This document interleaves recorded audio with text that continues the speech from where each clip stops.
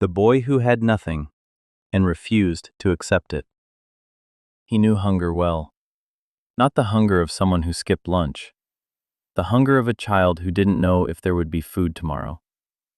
Andrew Carnegie was a boy in Scotland when his father made a decision that would change everything. America. Not for opportunity, for survival. They packed what little they had, boarded a ship, and chased a life that didn't feel like slow death. When they arrived, Andrew went to work in a factory. 13 years old, long hours, dangerous machines, a wage that barely existed. Most people in that position don't escape. They adapt, they endure, they settle. But something was running through this boy's mind that wasn't running through anyone else's. He was watching. Before we go deeper, understand what we're doing here. This isn't motivation. Motivation fades by Tuesday. This is intelligence extracted from people who actually lived it. Kings, philosophers, strategists, men and women who built power and wealth when failure meant ruin, not just a bad quarter. History doesn't reward the emotional. It rewards the strategic. Carnegie was one of the most strategic financial minds who ever lived. And his story isn't just history. It's a blueprint. Rule 1. Control the first dollar, or lose the game. Most people believe wealth starts when you earn more.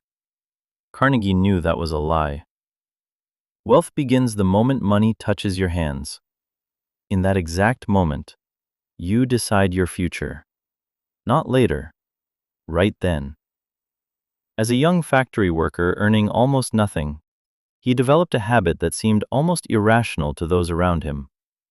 He took a portion of his income immediately. Before food, before rent, before anything else. Not to save, to build leverage. While others spent first and hoped to save what was left, Carnegie reversed the equation entirely. And that small shift created something powerful. Control. Because if you can't control the first dollar, you won't control the 1,000th. The moment that changed his thinking. There was a man in town who owned a small private library. He allowed working-class boys to borrow books. Most kids saw a nice perk. Carnegie saw a weapon. After long, exhausting shifts, while others slept or played, he read. Not randomly, strategically. Business, systems, industry, how money moved, how power was built. And in those quiet nights, he understood something most people around him never would. Your financial future isn't decided by your job.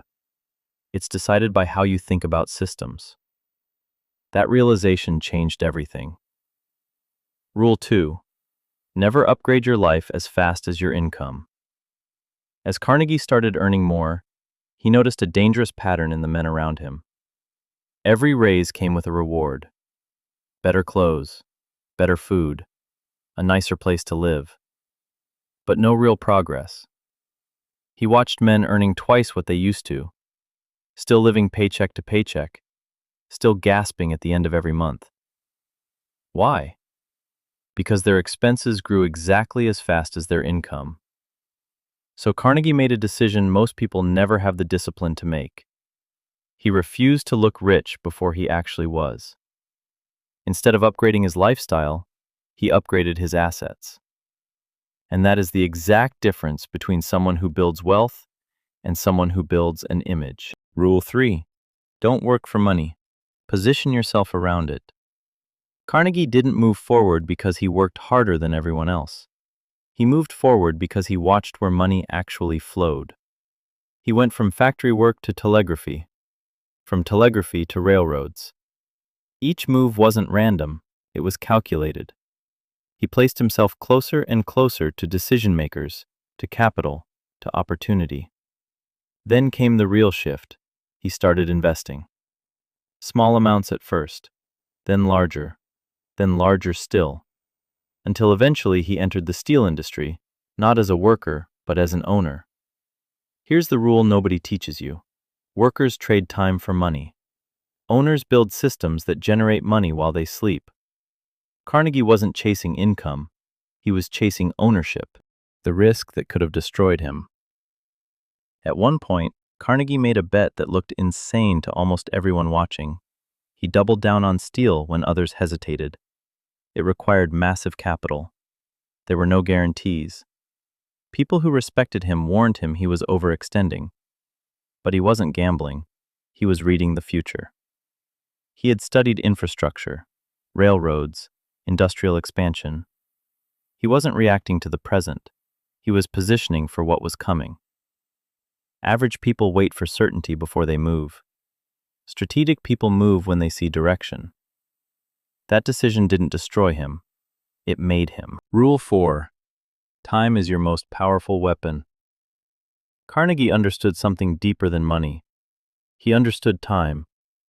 Not in the motivational sense, in the strategic sense. He knew that small, consistent decisions, repeated over years, create outcomes that look impossible to outsiders.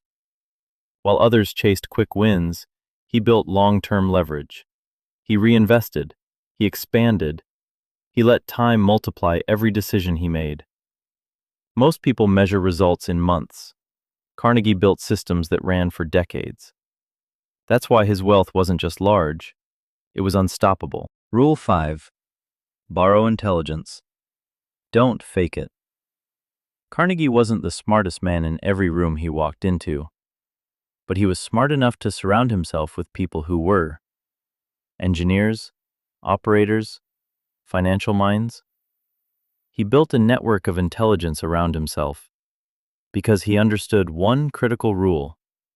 You don't need to know everything. You need to control access to those who do. That's what allowed him to scale faster than anyone operating alone ever could. While others depended on personal effort, Carnegie deployed collective intelligence. The final truth most people don't want to hear.